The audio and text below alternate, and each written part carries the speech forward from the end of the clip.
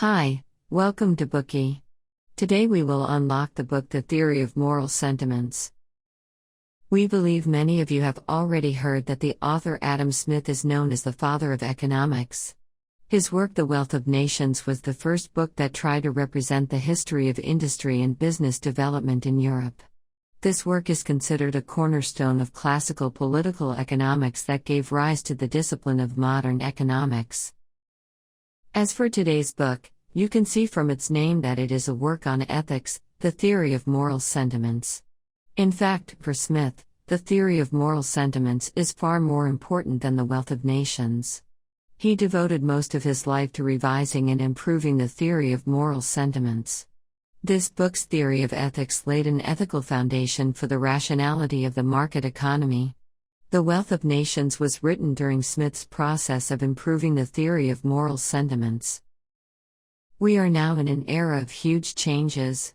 Social problems such as the widening gap between rich and poor and imbalanced social development have worsened.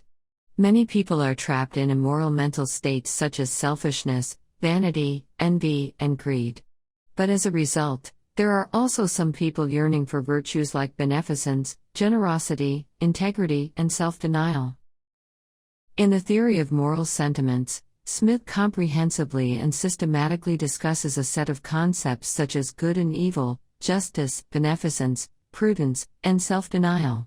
He believed that sympathy is the origin of all ethics, such as justice, beneficence, and self-denial. He pointed out having moral discipline is what guarantees individuals a happy life. It is also the basis for sustaining human society and ensuring its harmonious development. Now, we will talk about the essence of this book in 3 parts. Let's see how sympathy developed into an ethic.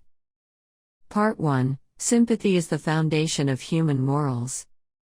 Part 2: How human ethics arises from sympathy. Part 3: Virtue's influence on oneself and others.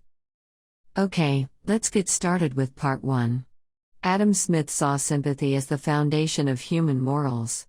But where does sympathy come from?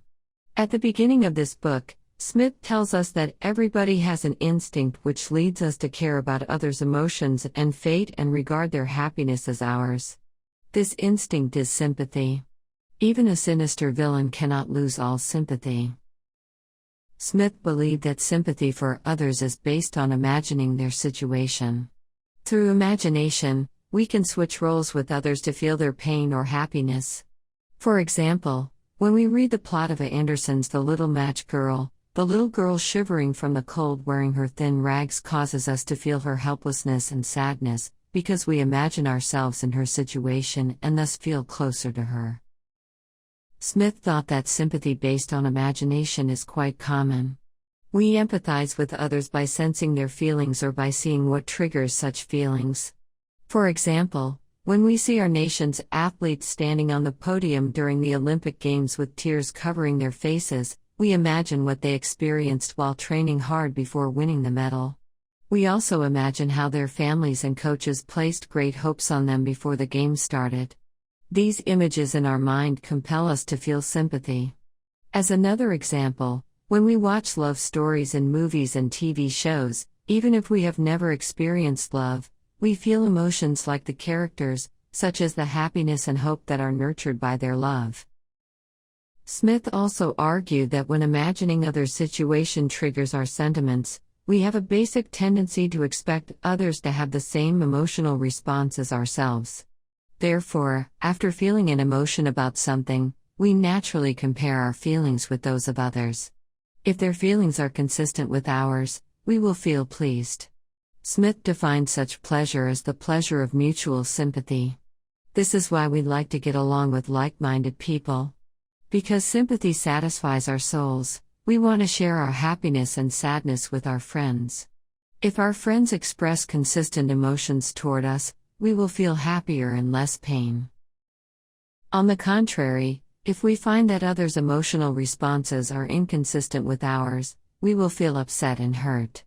For example, let's say someone tries his best to amuse his friends. If they laugh, he will feel happy.